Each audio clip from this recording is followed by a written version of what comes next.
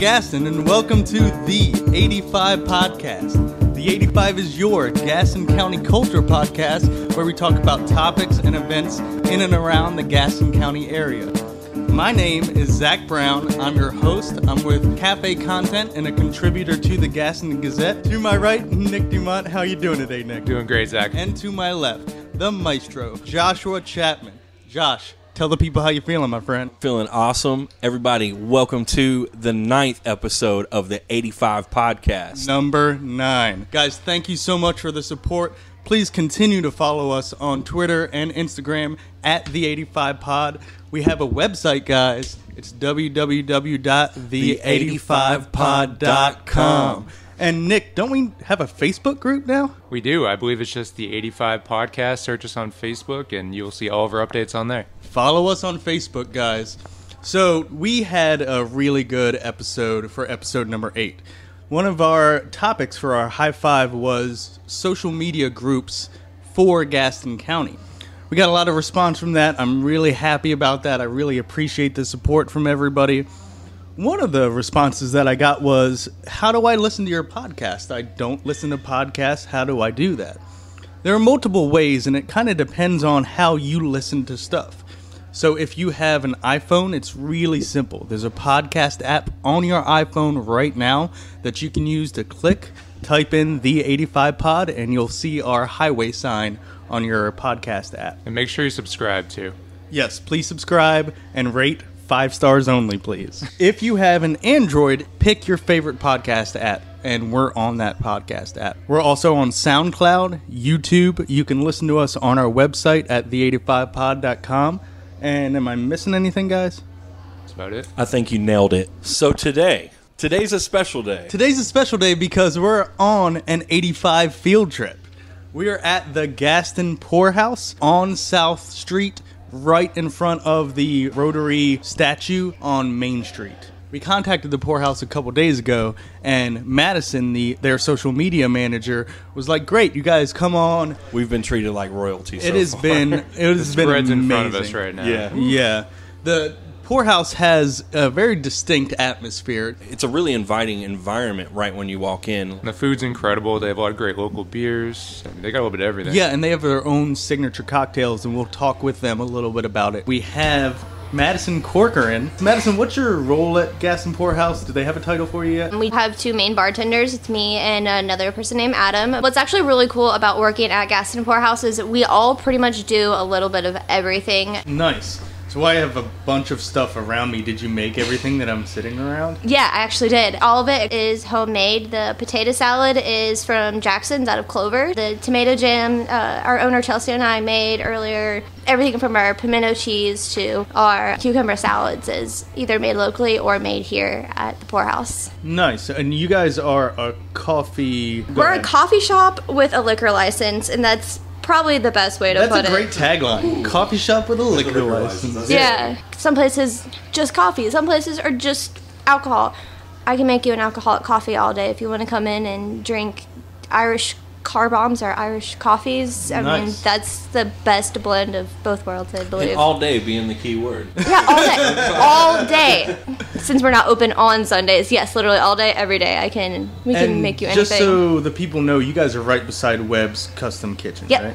Right beside Webb, right across from the old City Hall, the old jailhouse, right on South Street, right before you get to Main and Franklin. Right, kind of center downtown. Yeah, we are as downtown as you can get. So, you haven't talked about this pesto cheese. Oh. It's like a grilled cheese pesto. It's a super grilled cheese. That's not our grilled cheese. We actually have separate... We have a lot of different sandwiches that we can make. So the sandwich that I made for you guys today is our textile turkey panini. Regular sourdough, but what makes it so special is we make our spinach dip in-house. But it's just that, Swiss cheese, and turkey. And that's all it is. Nice. So you guys have kind of a lunch atmosphere during the day, and then I saw the pool table. Do you guys have kind of a bar atmosphere at night?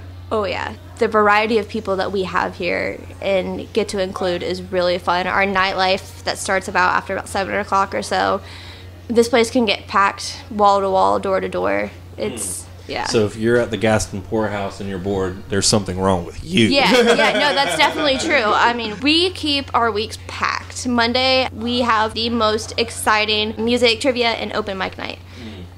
Music trivia starts at 7. Open mic usually starts about 8:30 or so. It's so much fun. We do half-price bottles of wine every single Wednesday. Every other Wednesday, we also have another open mic night, and then tonight we have a wine tasting along with food pairing. Okay. And then live music every single Friday. Cool. Yeah. And if they wanted to connect with the Gaston Poorhouse on social media, how would they do that? All forms of social media. We have our Instagram and our Facebook. We're very active on them all day, every day. What's your Instagram tag? At Gaston Poorhouse. Cool. Well, Madison, thank you so much for hosting the 85 podcast today. We really appreciate you having us. You're really welcome. appreciate all the tasty food.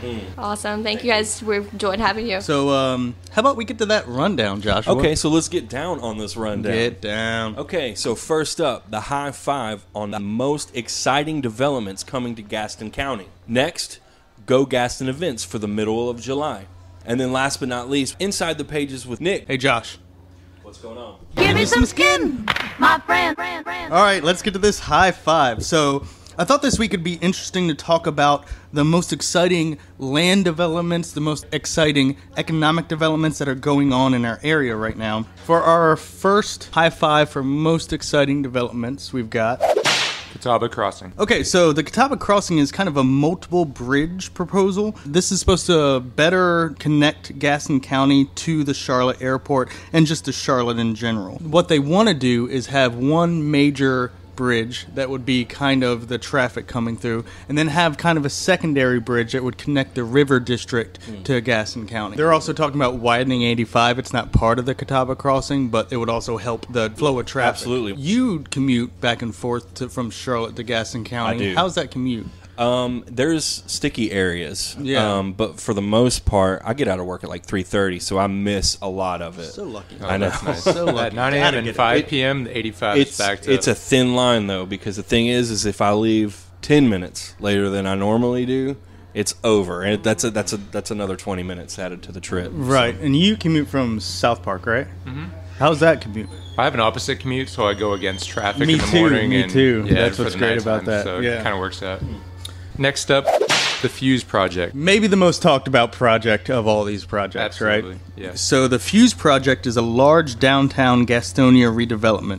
It's going to host the Gastonia Grizzlies in their new baseball field, but it's also going to have a multi-use retail area where you're going to have boutiques. I think you're going to have some residential stuff as well. I've seen the plans for it. I've seen the kind of 3D makeup of what it's Oh, going to wow. be. It's going to be really, really awesome. When does that development start? Right now, and they hope that 2021, 2022 it'll be finished. You know anything more about that, Nick? They haven't really started doing any construction. It's all in that getting everything ready phase So right still politicking then. Yeah, exactly. In fact, tomorrow I'm going to the chamber to talk to the mayor of Gastonia, the city manager, about those types of topics, and I'll report back to you guys. now. Chronicle Mill. Okay, so if you've seen what they've done with Loray Mill, they spruced up an existing mill and turned it into a work-live-play area, right? They're trying to do the same thing in Belmont in this Chronicle Mill. It's an old mill in Belmont that's being redeveloped. No solid plans have been released on what is actually going into the Chronicle Mill. It's really close to Riverman in Belmont, So near downtown. near downtown, yeah.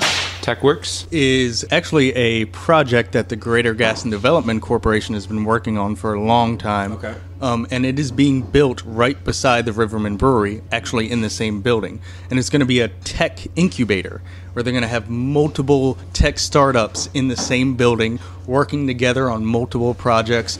There might even be a podcast area. Oh. Executive Director Terry Cox is an amazing woman. I've talked to her multiple times. She's heading this project. They're in construction right now. TechWorks is hoping to open in the beginning of 2019.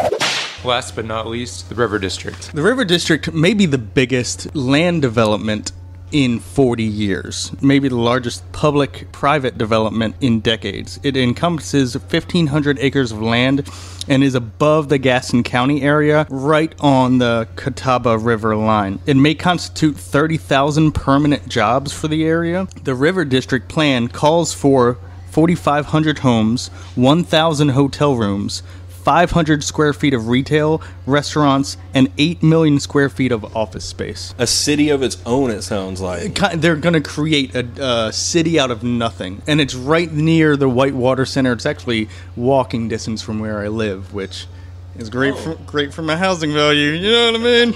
85, you know what I mean? That is our high five for this week. We did the most exciting developments in our area. We had the Catawba Crossing, the Fuse Project, Chronicle Mill, TechWorks, and the Big River District redevelopment.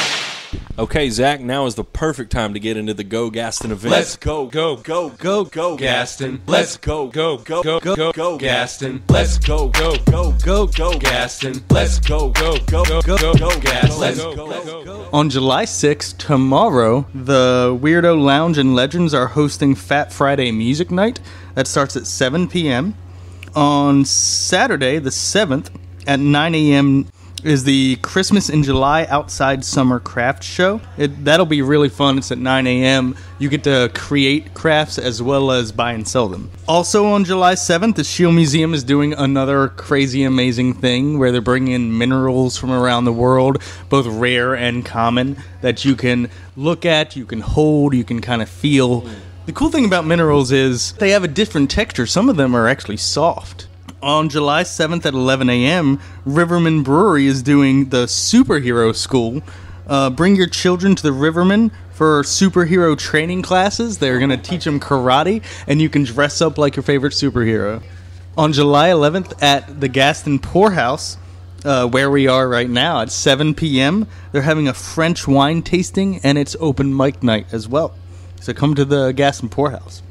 On July 12th at 11:30 at Sea Park Mansion, they're holding a Lunch and Learn series on grassroots marketing. Also on July 12th at 10 p.m., Nellie's Southern Kitchen is hosting the cast of The Color Purple, and they're doing a cabaret show, and only 50 tickets are available. It's the cast, the traveling, touring cast for The Color Purple. They're performing The Color Purple at the Blumenthal Theater. And they're coming to Gaston County. They're coming to Belmont. And they're doing a cabaret show. A special show. Yeah, where they do like their favorite musical numbers. I thought that was a really cool, event. On the 14th at 11 a.m., at Butterfly Decor, they're having a brunch and brush.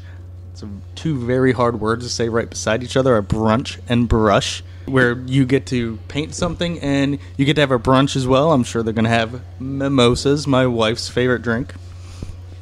On July 14th at 7 p.m., Yorkchester Brewing is having their Bart Night. Bart Night stands for beer and art, and they're also going to have live music as well. On the 18th at 5:30 p.m., Cavendish is having their Girls' Night Out, where there's networking, shopping, and mingling. That's just for the ladies. And that is all of our Go Gaston events. Okay. Nick, go ahead and take us inside the pages. All right. At the risk of sounding too boring, I want to draw some attention to the important work the Gazette is putting out. A joint investigation by myself and education reporter Eric Wildstein found that at Gaston County's public schools, there's an opportunity gap. It's determined by a student's race and income status, according to data released recently by the U.S. Department of Education.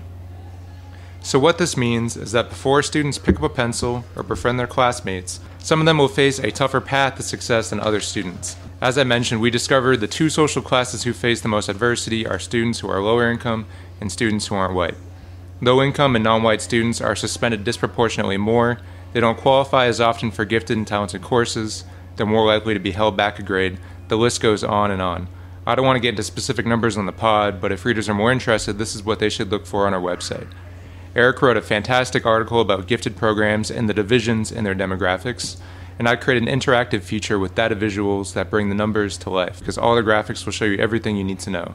And if you want to search to see how your school or your child's school stacks up, there's also a database you can find in those stories where you can search for any public school.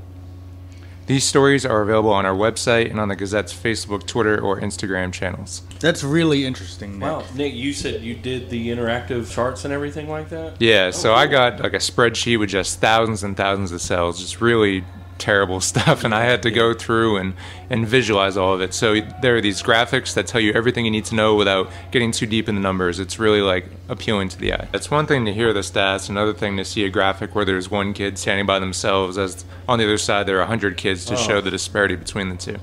As a low-income kid, when I was growing up, I'm glad that there are numbers to back up the stories. There are so many stories that you can read about how low-income kids are impacted with their academics. Putting that into a graphic, it turns those Excel spreadsheets into a headline. Does that make sense? Yeah, I think it's something that a lot of people know is going on, but we're hoping that these reports will maybe create some change somewhere down the line. Sure, especially in a day and age when anybody can just spit off a fact.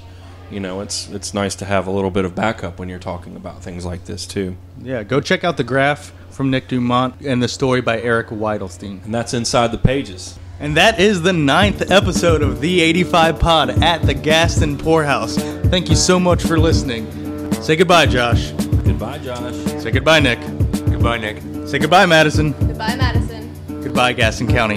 Have a great day.